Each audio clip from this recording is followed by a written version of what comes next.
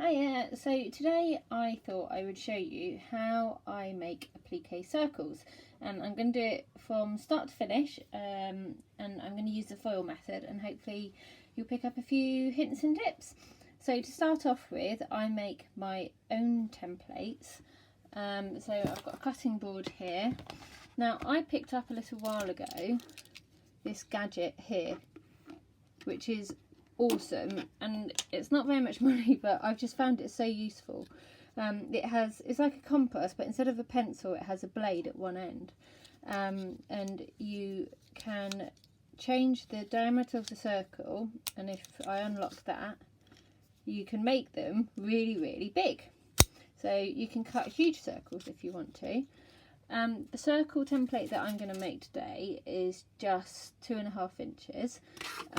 So I'm going to make sure that my radius is 1.25, which is there, and then going to lock it on the back so that it can't move.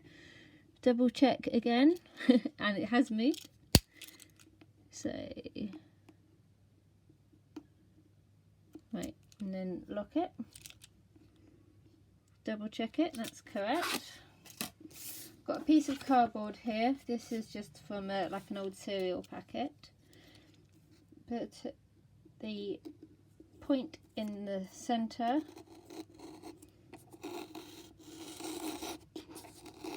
I'm spinning the cardboard, you can do whatever suits you best. And there we go, one perfect circle easily cut out.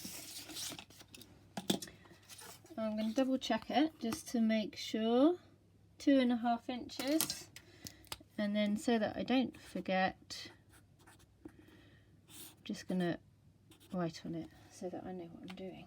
And there we go, there's our cardboard circle already. So I'll set that aside. I've then got a piece of fabric. Now I've already pre-cut this. I cut it roughly, I don't do it exactly, but I try and aim so that I've got about 1/4 inch excess around the edge.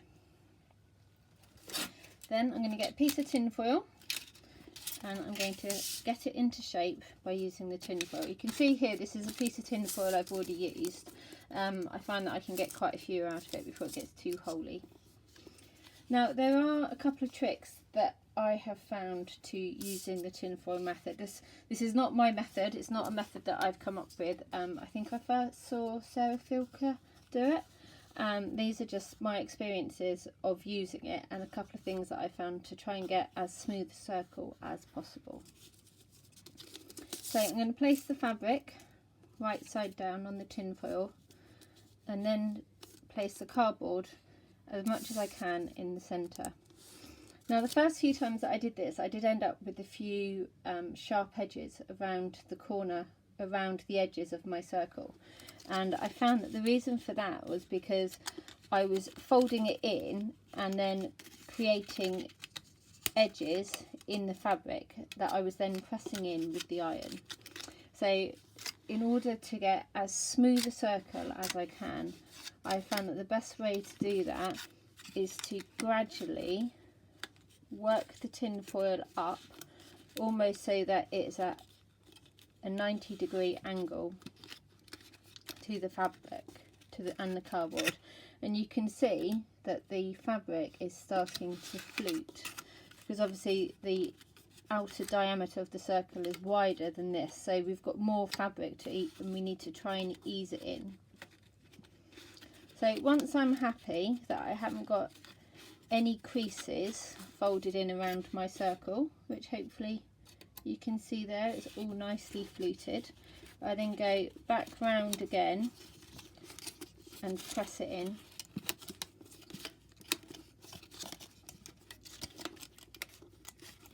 Right, and there we go.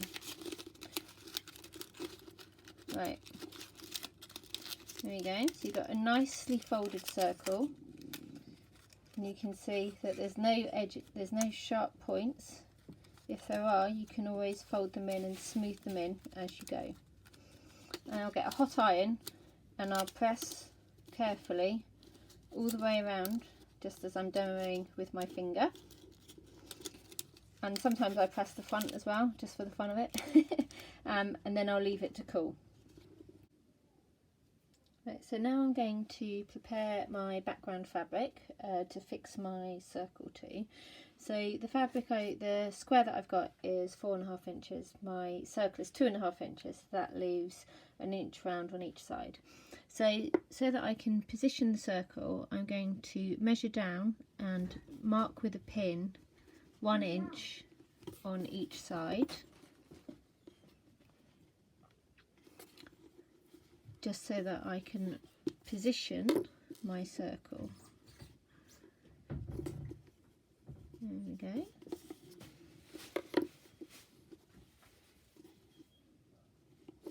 Right.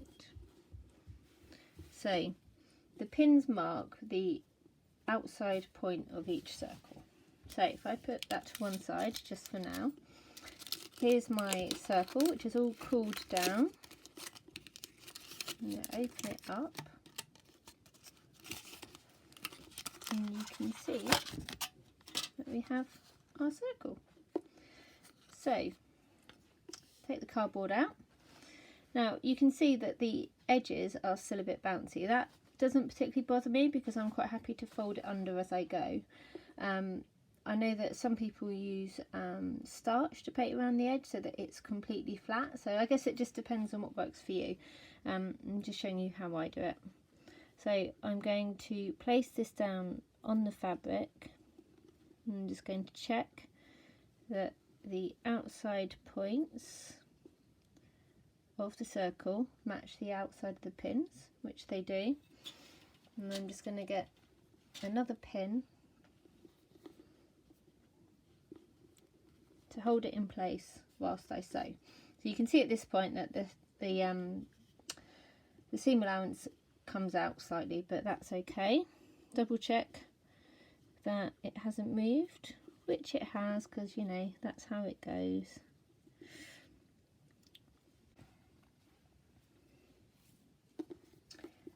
Now I've got my needle and thread. I'm going to secure,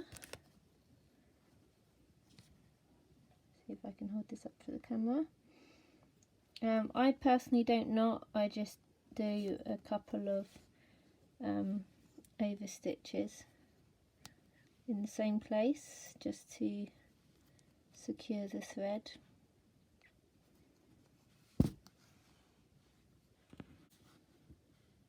So once you've secured your thread,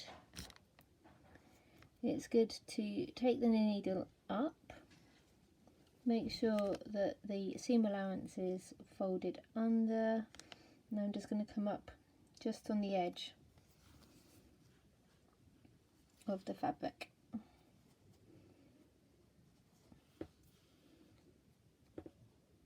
And then I just keep it folded under, and I'm just going to slip stitch it around. Everyone has, take the pin out, everyone has their own preference on how far they stitch. I think I tend to stitch quite close together. Some people probably do a lot less.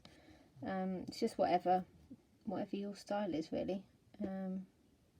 Try and always make sure that you come up just on the edge of the fabric shape, and then that means that when you pull it through you can hardly see the stitches.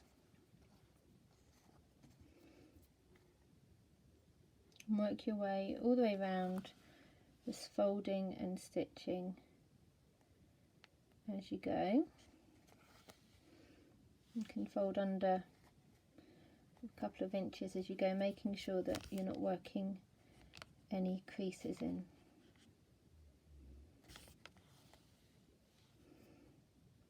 All the way round until you get to the end, at which point you can secure your stitches and cut, and it's ready to be sewn into your quilt. So there we go.